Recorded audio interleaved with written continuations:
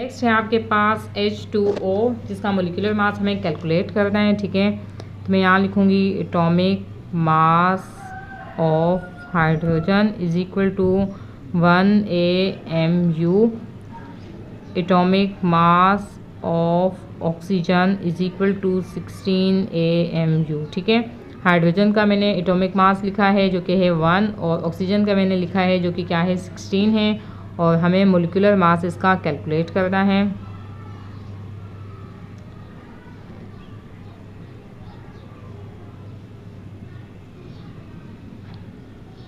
तो मैं यहाँ लिखूँगी molecular mass of H2O is equal है। अच्छा, अब यहाँ पे देखें, यहाँ पे मैं लिखूँगी सबसे पहले हाइड्रोजन का एटॉमिक मास जो कि क्या है 1 है, और यहाँ पे 2 हाइड्रोजन मौजूद हैं तो मैं मल्टीप्लाई कर दूँगी 2 से, देन उसके बाद प्लस, और यहाँ देखें ऑक्सीजन का एटॉमिक मास होता है 16, ठीक है, और यहाँ पे एक ही ऑक्सीजन मौजूद है तो मैं मल्टीप्लाई कर दूँगी 1 से। 2 1 ज़ा 2 प्लस 16 1 ज़ा 16, 16 प्लस 2 18, 18 AMU मोलिकुलर मास है H2O का, ठीक हो गया। नेक्स्ट है आपके पास अमोनिया, तो इसके लिए मैं लिखूँगी atomic mass of nitrogen is equal to 14 AMU, ठीक है। नाइट्रोजन का जो एटॉमिक मास होता है वो इक्वल होता है 14 AMU के। Then atomic mass of hydrogen is equal to होता है 1 AMU के, और यहाँ पे भी हमें मोलिकुलर मास कैलकुलेट करना है, ठीक है। ये हमें कैलकुलेट करना है। देन उसके बाद मैं यहाँ लिखूँगी molecular mass of ammonia NH3 is equal to, अब यहाँ देखें यहाँ पे एक ही नाइट्रोजन मौजूद है तो मैं यहाँ 1 लिखे और इसको इसके एटॉमिक मास से मल्टीप्लाई कर दूँगी, ठीक है। देन उसके बाद प्लस हाइड्रोजन, 3 हाइड्रोजन यहाँ पे मौजूद हैं तो 3 लिखे, मैंने उसको भी मल्टीप्लाई किया उसके एटॉमिक मास से जो कि 1 है, ठीक है। 14 1 ज़ा 14 प्लस 3 1 ज़ा 3, ठीक है। 14 प्लस 3 17 AMU। तो जो मोलिकुलर मास है NH3 का वो इक्वल आया 17 AMU के। तो पार्ट जी है, उसमें हमें कार्बन डाइऑक्साइड का मोलिकुलर मास कैलकुलेट करना है। तो मैं यहाँ लिखी हूँ atomic mass of carbon is equal to है 12 AMU के, ठीक है। Then atomic mass of oxygen equal होता है 16 AMU के, ठीक है। हमें मोलिकुलर मास इसका कैलकुलेट करना है। मोलिकुलर मास ऑफ CO2 हमें कैलकुलेट करना है, ठीक है। तो मैं यहाँ लिखती हूँ molecular mass of CO2 is equal to, यहाँ पे देखें यहाँ पे एक कार्बन मौजूद है, ठीक है। तो मैं 1 लिखे उसको मल्टीप्लाई कर दूँगी उसके एटॉमिक मास से जो कि क्या है 12 है, ठीक है। देन प्लस का साइन लगा दूंगी मैं, और यहाँ पे देखें 2 ऑक्सीजन मौजूद हैं तो मैं यहाँ 2 लिखे उसको मल्टीप्लाई कर दूंगी उसके एटॉमिक मास से जो कि क्या है 16 है, ठीक है। 12 1 ज़ा 12 प्लस 2 16 ज़ा 16 मल्टीप्लाई 2 तो यह आ जाएगा 32। अब इस 32 को प्लस कर दूंगी मैं 12 से तो आंसर आ जाएगा 44 AMU। तो जो मोलिकुलर मास है कार्बन डाइऑक्साइड का CO2 का वो इक्वल होता है 44 AMU के, ठीक है। चलें नेक्स्ट क्वेश्चन को देखते हैं। क्वेश्चन 4 है how many moles are required to prepare 40 gram of H2SO4, ठीक है। डेटा बनाते हैं इसका। तो जो हमें गिवन मास है, गिवन मास ऑफ H2SO4 का वो इक्वल है 40 ग्राम के, ठीक है। Molar mass of sulphuric acid H2SO4 ये इक्वल होता है 98 AMU के, ठीक है। ये आपको खुद कैलकुलेट करना होता है। मैं इससे पिछली वीडियो में आपको ये समझा चुकी हूँ, आप वो वीडियो देख लीजिएगा। अच्छा, हमें नंबर ऑफ़ मोल यहाँ पे कैलकुलेट कर रहे हैं। सोल्यूशन देखते हैं। तो नंबर ऑफ़ मोल्स के लिए जो फॉर्मूला यूज़ किया जाता है वो होता है n = m divide by m, ठीक है। यहाँ पे हम लिखते हैं इस m का मतलब है गिवन मास, और यहाँ पे जो मोलर मास उसका मौजूद होता है वो हम लिखते हैं, और n का मतलब है नंबर ऑफ़ मोल्स। तो n = m की जगह हम m की वैल्यू लिखेंगे जो कि है 40, और इसके डिवाइड कर देंगे मोलर मास ऑफ H2SO4 से जो कि क्या है 98 है, ठीक है। इन दोनों को आपस में डिवाइड कर देंगे तो आंसर आ जाएगा 0.408 मोल्स, ठीक है। चलिए लास्ट क्वेश्चन को देखते हैं। Calculate the number of moles and number of molecules present in the following. हमें नंबर ऑफ़ मोल्स बताने हैं, ठीक है, और नंबर ऑफ़ मॉलिक्यूल बताने हैं इन दोनों में। ए है 16 ग्राम ऑफ H2CO3, ठीक है, और बी है 20 ग्राम ऑफ C6H12O6। हम 1 बाय 1 इनको सॉल्व करते हैं। तो सबसे पहले हम ए को सॉल्व करते हैं, ठीक है। जो हमें गिवन मास है वो है 16 ग्राम, ठीक है, और हमें कैलकुलेट करना है number of moles, number of molecules, ठीक है, ठीक है। सॉल्यूशन देखते हैं। तो सबसे पहले हम कैलकुलेट करेंगे मोलिकुलर मास ऑफ H2CO3 = यहाँ पे हाइड्रोजन का जो एटॉमिक मास होता है वो इक्वल होता है 1 के, ठीक है, 1, और यहाँ पे 2 हाइड्रोजन मौजूद है तो मल्टीप्लाई कर देंगे 2 से। देन ऑक्सीजन 1 मौजूद है, 1 लिखेंगे यहाँ, और इसको मल्टीप्लाई कर देंगे 12 से, और ऑक्सीजन का यहाँ लिखेंगे 3, और इसको मल्टीप्लाई कर देंगे 16 से। 2 1 = 2 प्लस 12 1 = 12 प्लस 3 16 = 48 आता है, ठीक है। इन तीनों को प्लस कर देंगे आप इसमें, तो आपका आंसर आ जाएगा 62 AMU, ठीक है। अब हमें नंबर ऑफ़ मोल्स कैलकुलेट करने हैं। तो इसके लिए जो फॉर्मूला यूज़ होगा वो होगा number of moles =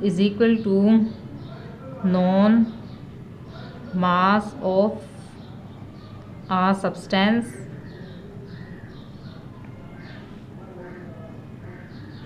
divided by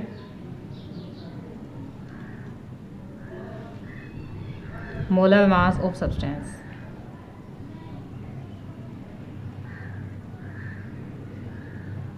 ठीक है। तो इसको हम शो करते हैं n से। तो नॉन मास जो हमें सब्सटेंस का गिवन है वो है 16 ग्राम, ठीक है। तो हम यहाँ लिख देंगे 16, और इसको डिवाइड कर देंगे हम जो मोलर मास हमने भी निकाला है 62 उससे, ठीक है। n =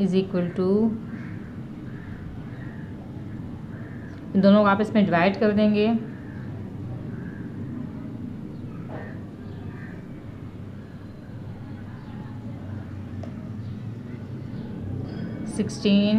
डिवाइड बाय 62, तो आंसर आ जाएगा 0.2580, ठीक है।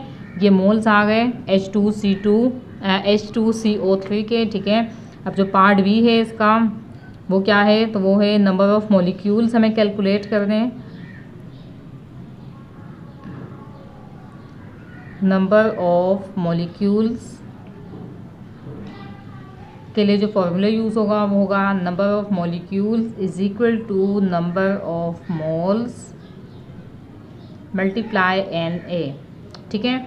नंबर ऑफ़ मोल्स जो हमने भी कैलकुलेट किए हैं 0.2580, ठीक है, और NA की जगह हम इसकी वैल्यू लिखेंगे जो कि है 6.02 exponent 23, ठीक है। देन उसके बाद ये मैं एज इट इज़ यहाँ लिख दूँगी मॉलिक्यूल्स ऑफ H2CO3, ठीक है। ये मैंने एज इट इज़ यहाँ लिख दिया, और अब इन दोनों को हम मल्टीप्लाई कर देंगे आपस में।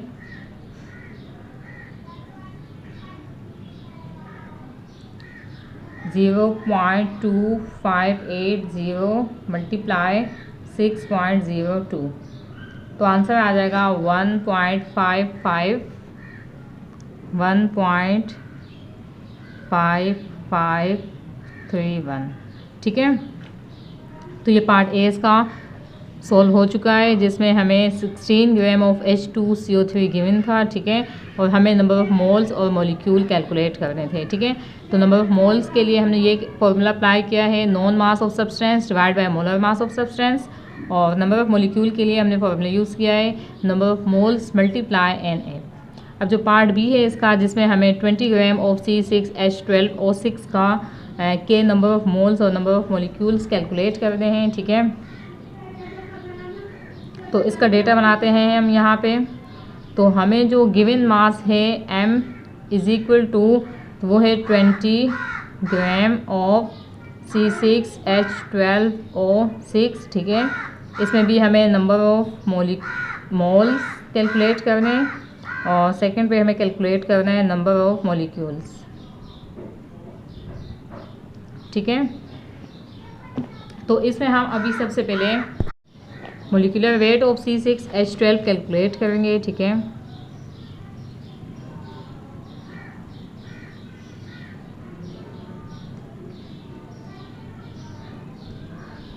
तो यहाँ देखें एक कार्बन मौजूद 6 कार्बन मौजूद है, तो हम यहाँ 6 लिखेंगे और इसको मल्टीप्लाई कर देंगे 12 से, प्लस 12 हाइड्रोजन मौजूद हैं, 12 को मल्टीप्लाई कर देंगे 1 से। ठीक है, देन उसके बाद 6 ऑक्सीजन मौजूद हैं, तो 6 को मल्टीप्लाई कर देंगे 16 से।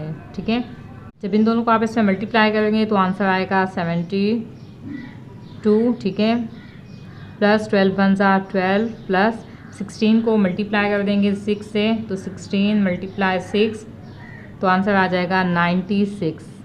ठीक है, अब इन तीनों को ऐड कर देंगे हम। ठीक है, 96 प्लस 12 प्लस 72, तो आंसर आ जाएगा 180 AMU। ठीक है, 180 AMU इसका आंसर आ गया। अब हम कैलकुलेट करेंगे number of moles. Formula apply करेंगे यहाँ पे, number of moles is equal to known mass of a substance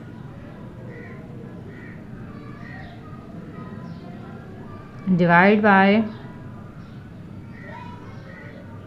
molar mass या मोलिकुलर वेट ऑफ सब्सटेंस लिख सकते हैं आप। ठीक है,